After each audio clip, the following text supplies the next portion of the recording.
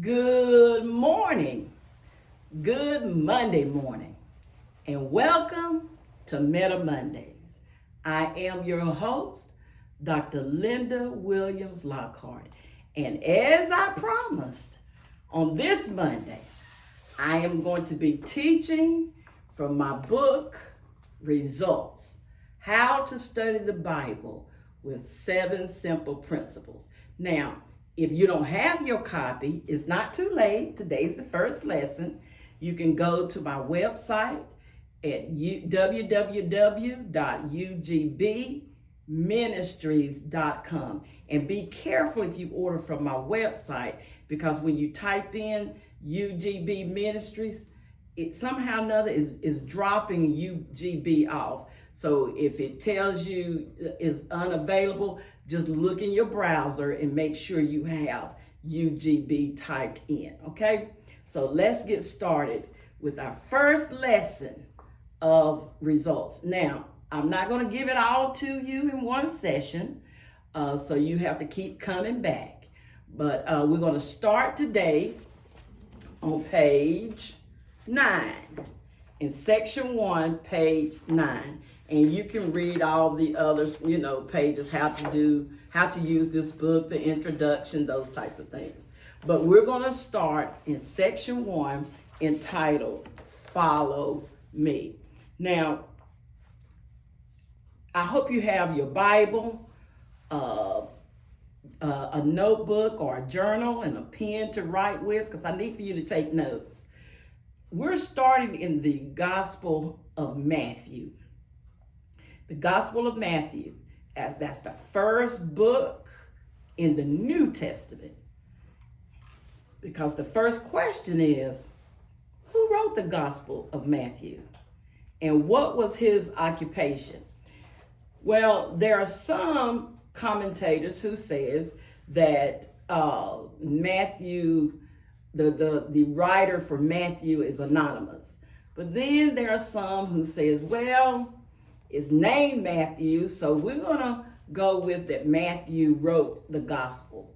So let's just go with it, that Matthew was the author. And it says, what was his occupation before following Jesus? Well, his occupation was that he was a tax collector. He was a tax collector. And so why is that important? Well, because when you read the Gospel of Matthew, you can see where he's really precise. He's well organized. He's very structured in how he has put the gospel together. So, that's what I'm assuming that's what tax collectors did then. They were very precise and organized and structured. So his book is the same way. The Gospel of Matthew is the same way. Now, who was Matthew's primary audience? Was it the Jews, Gentiles, or both? Well, his primary audience were the Jews. But of course, Gentiles are mentioned as well. But his primary audience are the Jews. Now, he uses a lot of speech that the Jews would have been comfortable with. Let me give you a case in point. If you turn to the Gospel of Matthew, if you notice, he starts out with the genealogy of Jesus. He starts with the record of the genealogy of Jesus, the Messiah, the son of David, the son of Abraham, and then he goes all the way down. Now, what Matthew was trying to prove to the Jews was that Jesus is the promised Messiah from the line of David. So that's why he starts out with his genealogy, telling you where he's from, who's in his family line, those types of things. And if you've read, or if you go back and read the Gospel of Matthew, you will see that he quotes the Old Testament to show how Jesus fulfilled the words of the Jewish prophet, of the Jewish prophets. He uses a lot of quotes from the Old Testament. Because remember, the Jews were they had a lot of knowledge about the Old Testament. So that's why he uses a lot of quotes from the Old Testament. And also Matthew lets us know that Jesus is God with us, which his Hebrew name is Emmanuel. God is with us. Now, what I want to do is just answer some of these questions as we go along. So number 3 says, who are the key people that you will meet in the gospel? Well, you're going to meet Jesus Christ, of course. You're going to meet Mary and Joseph, John the Baptist, the disciples, which includes Judas, Pontius Pilate, Pharisees and Sadducees. Those are your key people. Key, not all the people, but those are your key people of who you would meet in the Gospel of Matthew. What is Matthew's main message about Jesus? His main message, that he presents Jesus as King and Messiah, fulfilling the Old Testament. And that's what we're going to do for this morning's lesson. We're going to walk through the Old Testament prophecy. We're going to take our time. We're going to walk through the Old Testament prophecy. So the first one I want you to look at is Micah. I want you to turn to Micah. No, I'm sorry. Let's go to Isaiah. Let's go to Isaiah 7:14. So now we're in the Old Testament, and we're looking at the Old Testament prophecy about Jesus. So 7:14. Give me a little minute to get there. And I always remember, you can stop the video and go back. 7:14. Therefore, the Lord himself will give you a sign. Behold, the virgin will conceive and give birth to a son, and she will name him, there it is, Emmanuel. That's his Hebrew name, Emmanuel.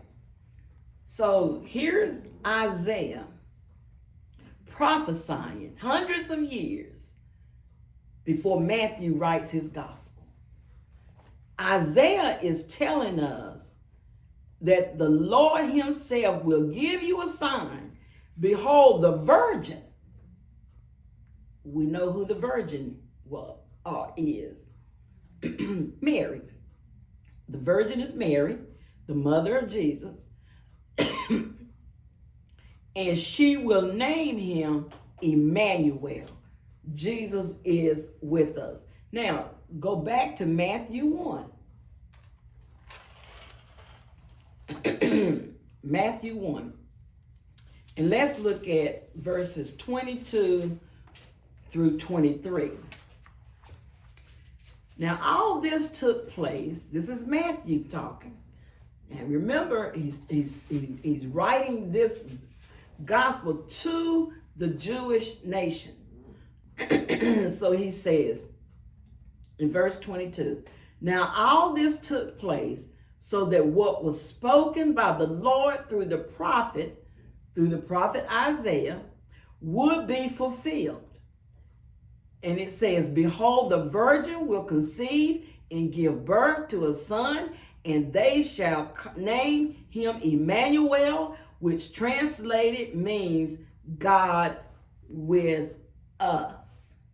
So what Matthew is saying, Emmanuel means that God, in the form of a human body, came through a virgin named Mary on earth. And we're going to get into why did God come to earth in the embodiment of Jesus. Remember now, Isaiah told us way back in the Old Testament that he would come through a virgin. All right, now, let's go to Micah. Micah, M-I-C-A-H. Micah 5:2. And I'm just showing you the Old Testament prophecy that Matthew used in his gospel. So Micah 5:2 says, "But as for you, Bethlehem, Ephrathah," I'm hoping that's pronounced right, "too little to be among the clans of Judah. From you one will come forth for me to be ruler in Israel. His times of coming forth are from long ago, from the days of eternity." Okay? Now, let's look at what Matthew 2:5-6 says about the prophecy from Micah. Matthew 2:5-6. And I'm pausing to give you time to find it. "They said to him, in Bethlehem of Judea, for this is what has been written by the prophet Micah. And you, Bethlehem, land of Judah, are by no means least among the leaders of Judah, for from you will come forth a ruler who will shepherd my people, Israel." So the Jews had this connection with Israel. The Israelites were Jews, okay? So all throughout his gospel, he's using language and he's using references from the Old Testament that his audience of that day will recognize, okay? Now, let's look at Hosea 11:1. Hosea 11:1. And it says, "When Israel was a youth, I loved him. And out of Egypt, I called my son." Now, who else had to come out of Egypt? It was the Israelites. Moses led them out of Egypt, remember? But look at what Matthew 2:15 says. "He stayed there until the death of Herod. This happened so that what had been spoken by the Lord through the prophet," who? Hosea. "This happened so that what had been spoken by the Lord through the prophet Hosea would be fulfilled. Out of Egypt I called my son." So Hosea had prophesied that his son, that Jesus would come out of Egypt. You remember how they ended up in Egypt?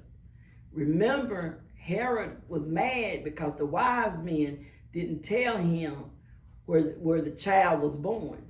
So he sent out this decree. Go back and you need to read the whole entire gospel so you can make a connection with this. And Joseph had to flee to Egypt to save Jesus. And so then after Herod had died, God through a dream told Joseph, "Okay, now you can go back. You can go back to your hometown. Herod is dead." All right, so now let's keep walking through this. Let's look at Isaiah 9:1-2. And let's see what that prophecy is. But it says in Isaiah 9, 1 and 2. But there would be no more gloom for her who was in anguish. In earlier times, he treated the land of Zebulun and the land of Naphtali with contempt. But later on, he will make it glorious by the way of the sea on the other side of the Jordan, Galilee of the Gentiles. The people who walk in darkness will see a great light, and we know who the light is.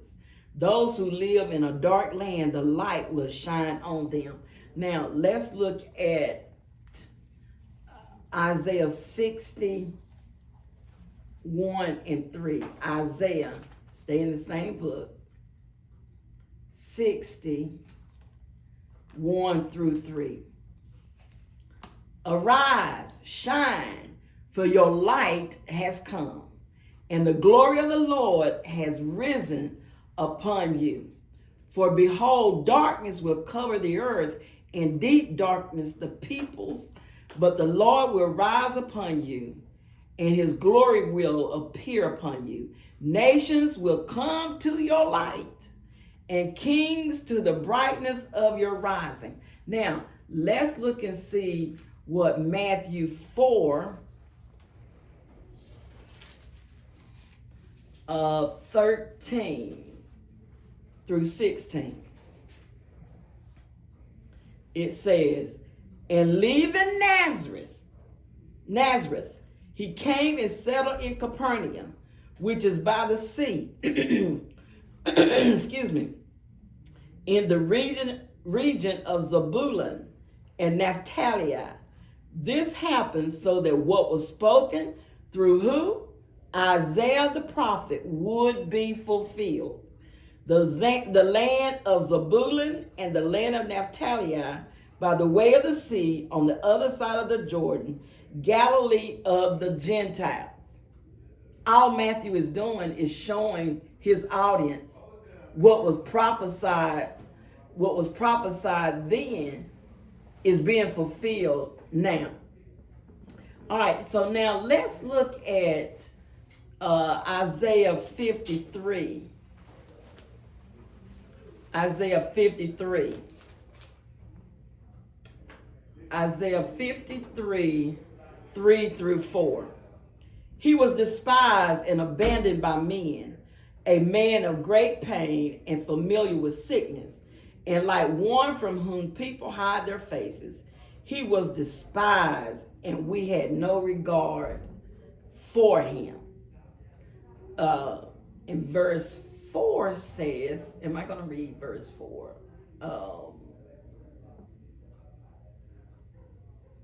Isaiah 53, 3 and 4, yes. However, it was our sicknesses that he himself bore and our pains that he carried. Now, let's look at, that's Isaiah 53. If you keep reading, if you keep reading Isaiah 53, you're going to really hear some things that you're familiar with. Now, let's go to Matthew 8, 16 through 17. 16 through 17. Now, when evening came, they brought to him many who were demon-possessed, and he cast out the spirits with the word and healed all who were ill. This happened so that what was spoken through Isaiah the prophet would be fulfilled. He himself took our illnesses and carried away our diseases. Matthew is only talking about Jesus. Isaiah is talking about Jesus. Now, let's look at Psalm 78. Psalm 78, and I want to look at verse 2. Psalm 78, verse 2. And listen to what it says. I will open my mouth in a parable. I will tell riddles of old. Now, he's talking about speaking in parables. And he's talking about, he's prophesying about Jesus. So look at Matthew 13. 13 and 35. Chapter 13, verse 35. And it says, this was so that what was spoken through the prophet would be fulfilled. I will open my mouth in parables. Didn't Jesus speak in parables? Oh, yes, he did. I will proclaim things hidden since the foundation of the world. Now, look at Zechariah. Zechariah 9. And again, if I'm going through it too fast for you, all you have to do is just stop it. Just stop it and find it and then start it back. Zechariah 9:9, and it says, rejoice greatly, daughter of Zion. Shout in triumph, daughter of Jerusalem. Behold, your king is coming to you. He is righteous and endowed with salvation, humble and mounted on a what? Donkey. Even on a colt, the foal of a donkey. Now, listen to what Matthew reports. Matthew reports in chapter 21, verses 4 and 5. Now, this took place so that what was spoken through the prophet would be fulfilled. Say to the daughter of Zion, behold, your king is coming to you, humble and mounted on a what? Donkey, even on a colt, the foal of a donkey. So, what Matthew is saying to his Jewish audience, it was prophesied years ago how Jesus was going to come, that he's going to come.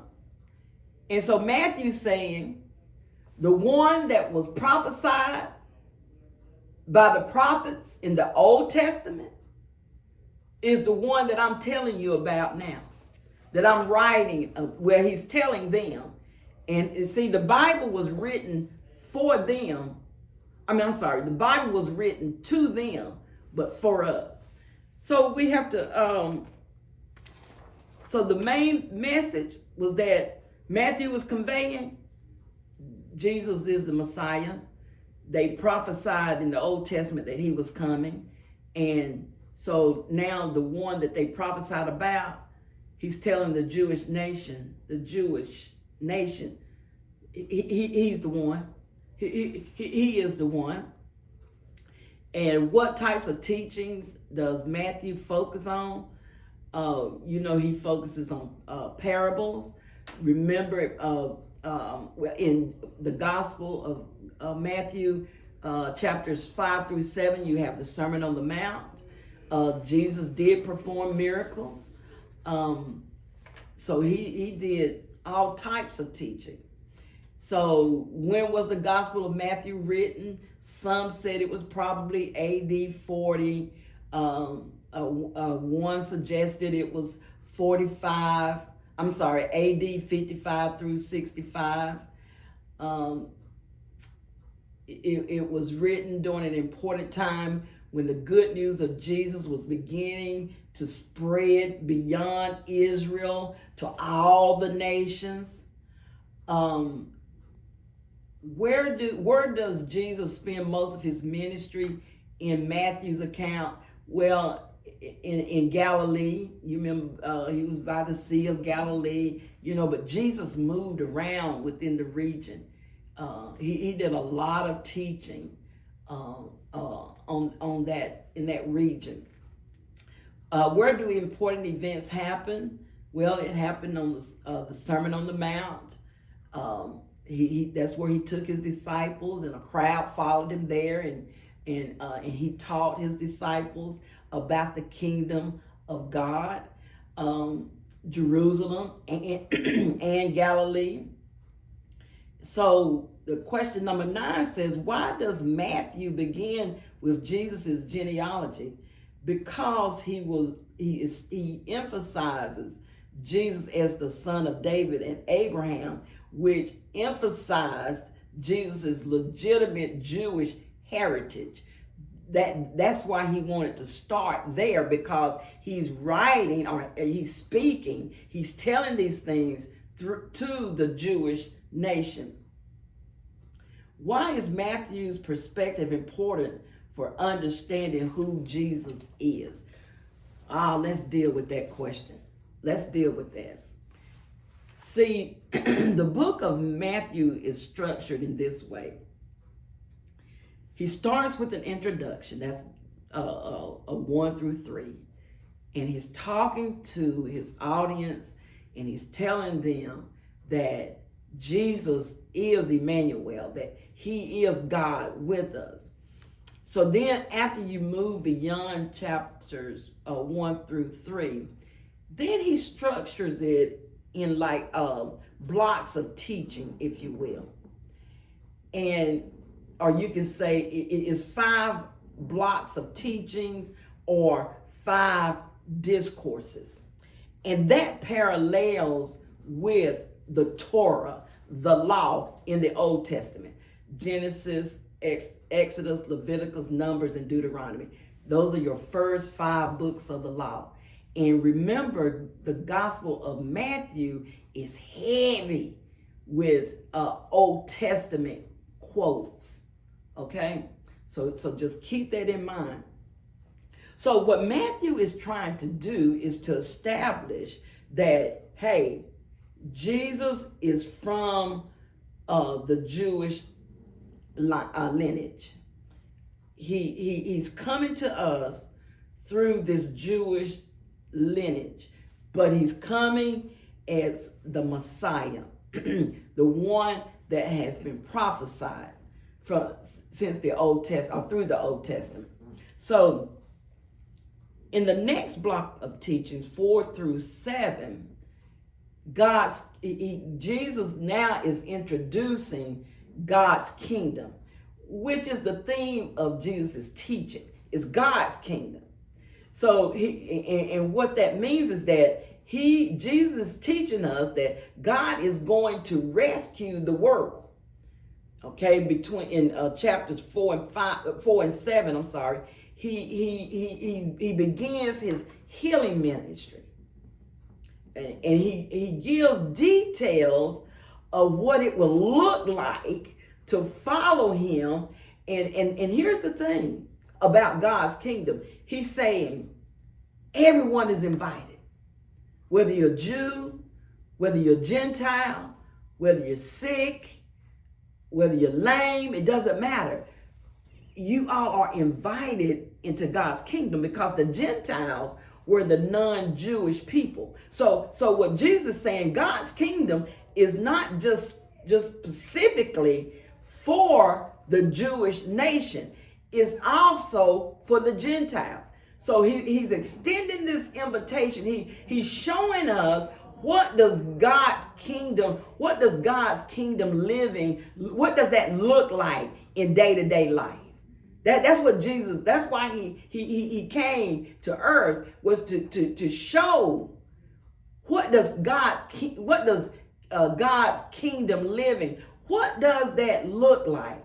Because Jesus' teachings is about transforming hearts, that to the point that those transformed hearts will love God, neighbor, and enemies. Because if you think about it, if you go back to the law, you have a bunch of thou shalt not, thou shalt not, thou shalt not. Well, nobody could keep that.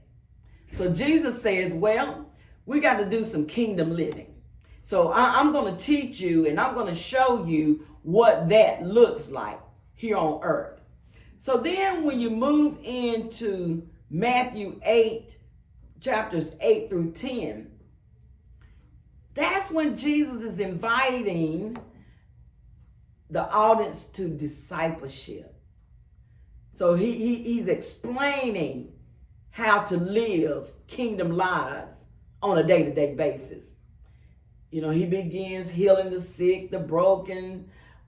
He heals and saves all of them. And so Matthew gives Jesus' call to follow him. Okay.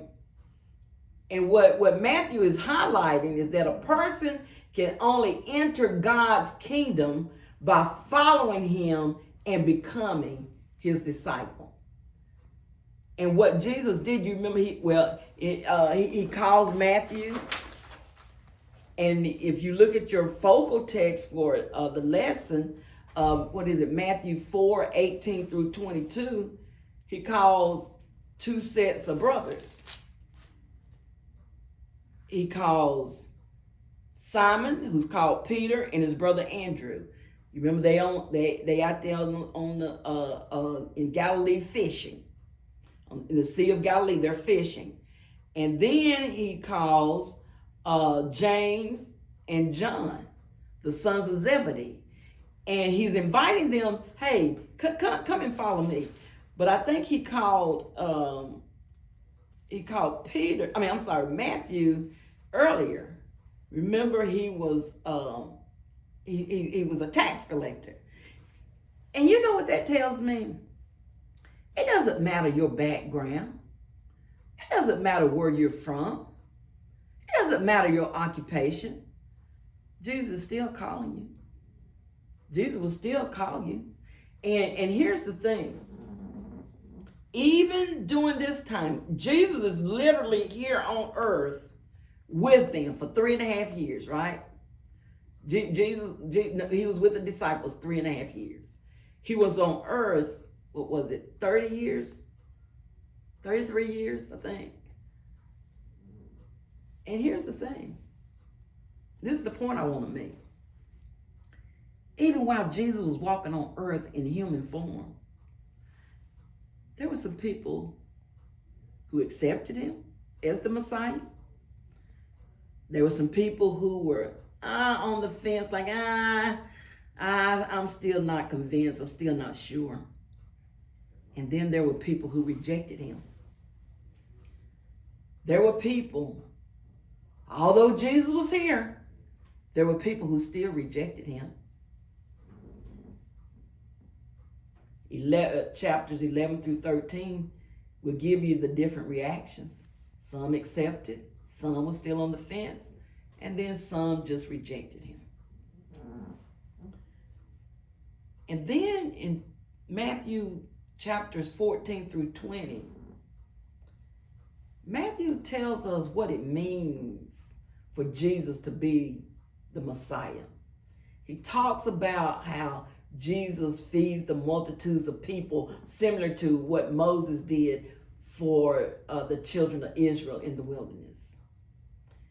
Then he talks about how the leaders, the religious leaders, see, they were looking for the Messiah as a militant Messiah who will deliver Israel. And so they looked at Jesus as being a false teacher, making blasphemous claims about himself, that he was the divine and he was God's son. And so that caused them to plot a plan to kill Jesus. So then what Jesus did, he took his disciples aside and said, I need to let you know what's going to happen. So he told them, I need for you to know what it means for me to be the Messiah. He said, I must become a servant. And as a servant, I must be willing to lay down my life for the world. And he said, in order to be part of God's kingdom, Jesus teaches that we must serve others. We must serve others. We must forgive instead of getting revenge, and we have to do good with our enemies. That's the type of kingdom living that Jesus was teaching. He said, if you're going to gain true wealth, you're going to gain it by giving it away. Oh, Lord. And see, to follow Jesus, we must become a servant of his. Now, Matthew chapters 21 through 25, that's when Jesus and Israel's leaders, they clash. They clash because remember, On one Sunday, he came in riding on a donkey, and they hollering, Hosanna, Hosanna. And then the next week, they're saying, crucify him, because his teachings went totally against what they were accustomed to. They were well versed in the law. And Jesus said, hey, I didn't come to do away with the law, but I'm coming now to make it better, to make it where you can really live like God wants you to live on a day-to-day basis. And they weren't hearing that. So Jesus did tell his disciples what was going to happen to him. And he gave them the account of his death, his burial, and his resurrection. That yes, I'm going to die. I'm going to be buried. But then I will rise again. So they had the trial. He was crucified. But we know that he rose again. And here's the thing. Remember, even in the Old Testament, it says, Emmanuel, Jesus is with us. Matthew tells us that Jesus is with us. But if you go, and I'm going to end it on this note, if you go to Matthew 28, 19 and 20, the prophets told us, Emmanuel, Jesus with us. Matthew told us, Emmanuel, Jesus with us. Look at what Jesus said in chapter 28, verses 19 and 20. He says, and Jesus came up and spoke to them. So Jesus is speaking, saying, all authority in heaven and on earth has been given to me. Go therefore and make disciples of all the nations, baptizing them in the name of the Father and the Son and the Holy Spirit, teaching them to follow all that I commanded you. And behold, I am with you always to the end of the age. So Jesus is saying, Emmanuel, I was with them then, and I'm with you now, and I will be with you through eternity. He's with us. So until next week, if you can, please read the entire Gospel of Matthew. We will continue with our studies in my book, Results. And until then, may God bless you and keep you. May heaven continue to smile upon you. May you have a super fantastic, great week. Thank you for joining in, and may God bless you.